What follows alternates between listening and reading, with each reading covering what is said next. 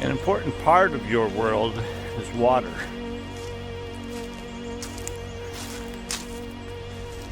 We're actually a species that develops in an aquatic solution, and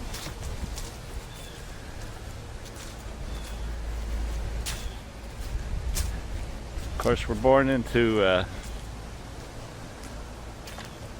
an atmospheric condition,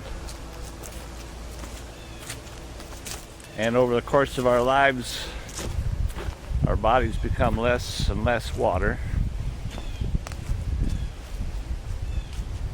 It's one of the reasons why old people who are turning so brittle have got aches and pains. They're not fluid anymore. So the truth of the matter is, when we get older, we're not dying, we're drying. It's a fact of life that basically everything you find in your world that you would consider to be alive is really actually mostly water, 50% or more. It's what makes living things fluid, as I mentioned. And so if water is a major component of everything that we consider to be alive, well, why don't we think of water as being alive?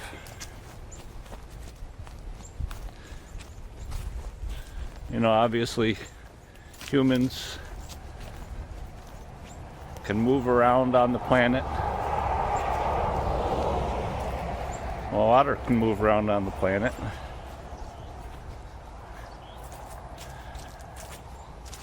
And humans are conscious. There's some studies that suggest water has a memory.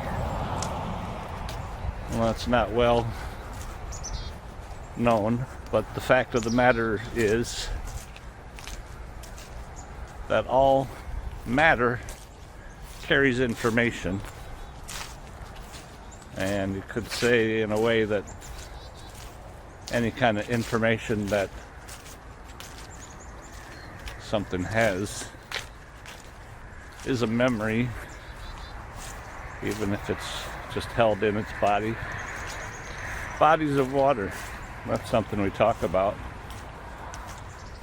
But yeah, we don't really think of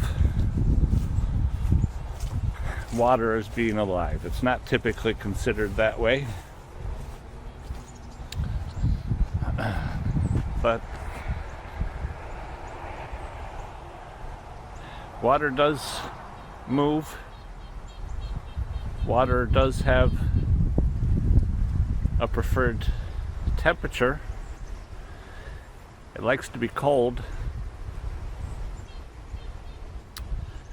The river will move in a way that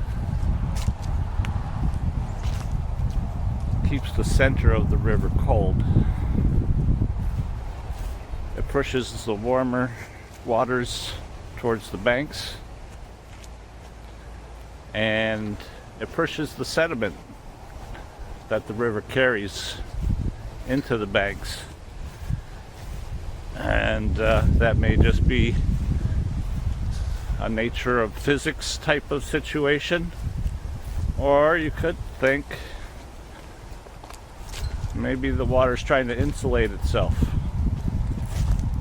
from the warmer groundwaters that are trying to penetrate the river.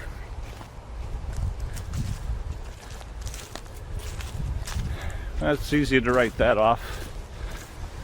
But